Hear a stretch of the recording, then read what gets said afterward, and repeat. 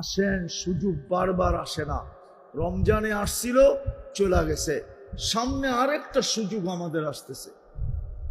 আজকে কয় তারিখ? 13। কালকে পরের দিন 17 তারিখ দিন গিয়া রাত্রের থেকে শুরু হবে 10 রাত্র 10 লাইলাতুল কদরের সমান। এক রাস্তের প্রস্তুতি। আল্লাহ মনে হয় আমাদের দিকে মেহেরবানি করে তাকায়া দিছেন যে বন্ধুর উম্মতকে তো একটা রাত্র দিলাম লাইলাতুল কদর ধরার জন্য, কিন্তু রমজান মাস ছিল, ওদের আবার সিজন ছিল, আবার ঈদ মাথার উপর ছিল, কামাই করার কারণে, ব্যবসা বাণিজ্যের কারণে, চাকরি বাকরির কারণে একটা রাত্রকে ধরতে পারে নাই। তো আবার আরেকটা সুযোগ আমাদের সামনে আইনা রেখা দিয়েছে। এখন 10 রাত্রের সুযোগ, যে বন্ধুর উম্মত একটা ধরুক আর জীবনটা ধরুক। এই জন্য 10 রাত্র সামনে দিয়ে দিছেন। আমি বানায় বলতেছি না, কোরআন কসম খাইতেছেন, ওয়াল ফজরি ওয়া লায়ালিন আশ ওয়াশ শাফঈ ওয়াল ওয়াতর।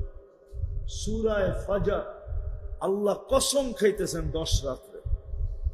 বাইহাকি রহমতুল্লাহ আলাইহি লেখছেন ওনার হাদিসের কিতাবে, এক রাত্র এক লাইলাতুল কদরের সমান। যে এক রাত্র মনের থেকে ইবাদত করবে, আল্লাহর কাছে মাপ চাবে, ইস্তেগফার করবে, চোখের পানি ঝরাবে, সে এক লাইলাতুল কদরের সমান সওয়াব পাবে। 10 রাত্রে কয় লাইলাতুল কদর? এক দিন 1 বৎসরের সমান। সারা দিন আপনি যে ইবাদত করবেন ওটা 1 বৎসরের ইবাদত লেখা হবে। এক রোজা 1 বৎসরের রোজার সমান। 1 টাকা দান করা 1 বৎসর দান করার সমান। দিনটা 1 বৎসরের সমান, রাত্রটা লাইলাতুল কদরের সমান। এখন আপনার কাছে প্রশ্ন, সুযোগ তো দিল, আপনি যদি নিজের জীবনকে প্রস্তুতি না নিলেন তাহলে কালকে কিন্তু পস্তাইতে হবে।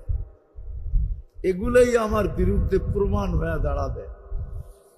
জান্নাত দেখাবে আর আপনাকে আমাকে কাঁদাবে। জান্নাত দেখাবে, সত্য দেখাবে, আর আল্লাহ বলবে ছিল তোমার জন্য, কিন্তু আফসোস